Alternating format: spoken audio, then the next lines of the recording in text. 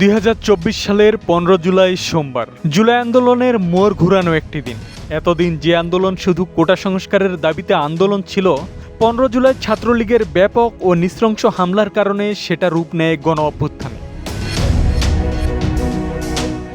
বাংলাদেশের সরকারি চাকরিতে কোটা সংস্কারের দাবিতে আন্দোলনরত সাধারণ শিক্ষার্থীদের উপর তৎকালীন ক্ষমতাসীন আওয়ামী লীগ সমর্থিত ছাত্র সংগঠন ছাত্রলীগ ব্যাপক ও নৃশংস হামলা চালায়, যার ফলে গোটা আন্দোলন একটি রক্তক্ষয়ী সংঘাত ও গণ অভ্যুত্থানের রূপ নেয়। মূলত এ দিনটি থেকে আন্দোলনের প্রেক্ষাপট সম্পূর্ণ বদলে যায়। দুপুর ৩টার দিকে ঢাকা বিশ্ববিদ্যালয়ের বিজয় ৭১ হলের সামনে কোটা আন্দোলনকারী এবং ছাত্রলীগের মধ্যে প্রথম বড় সংঘর্ষ শুরু হয়। হেলমেট পরিহিত এবং লাঠি, রড, পাইপ ও দেশীয় অস্ত্রে সজ্জিত হয়ে ছাত্রলীগের নেতাকর্মীরা আন্দোলনকারী শিক্ষার্থীদের খুঁজে খুঁজে পিটিয়ে গুরুতর আহত করে।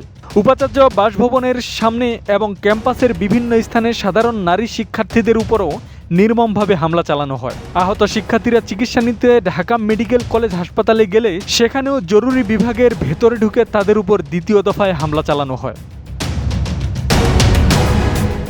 ঢাকা বিশ্ববিদ্যালয় ক্যাম্পাস ছাড়াও ঢাকার সায়েন্স ল্যাব, চানখার পুল এবং অন্যান্য শিক্ষা প্রতিষ্ঠানের আশেপাশের এলাকার রণক্ষেত্রে পরিণত হয়। ঢাকার এই নৃশংস হামলার খবর ছড়িয়ে পড়লে জাহাঙ্গীরনগর বিশ্ববিদ্যালয়, রাজশাহী বিশ্ববিদ্যালয়, চট্টগ্রাম বিশ্ববিদ্যালয় এবং শাহজালাল বিজ্ঞান ও প্রযুক্তি বিশ্ববিদ্যালয় সহ দেশের প্রায় সব বড় বড় বিশ্ববিদ্যালয় ও কলেজে কোটা সংস্কার আন্দোলনকারীরা তীব্র ক্ষোভ প্রকাশ করে রাস্তায় নেমে আসে।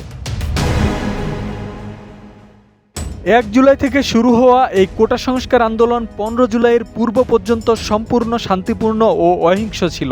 কিন্তু 15 জুলাইয়ের এই নজিরবিহীন ও পরিকল্পিত হামলার পরদিন অর্থাৎ 16 জুলাই থেকে আন্দোলনটি সারা দেশে তীব্র প্রতিরোধ ও সহিংস সংঘর্ষে রূপ নেয়, যা পরবর্তীতে সাধারণ ছাত্র জনতার ঐতিহাসিক জুলাই গণ অভ্যুত্থানে পরিণত হয় এবং 5 আগস্ট 2024 তারিখে তৎকালীন স্বৈরাচারী সরকারের পতন ঘটে। আব্দুস সালাম, প্রজন্ম 24।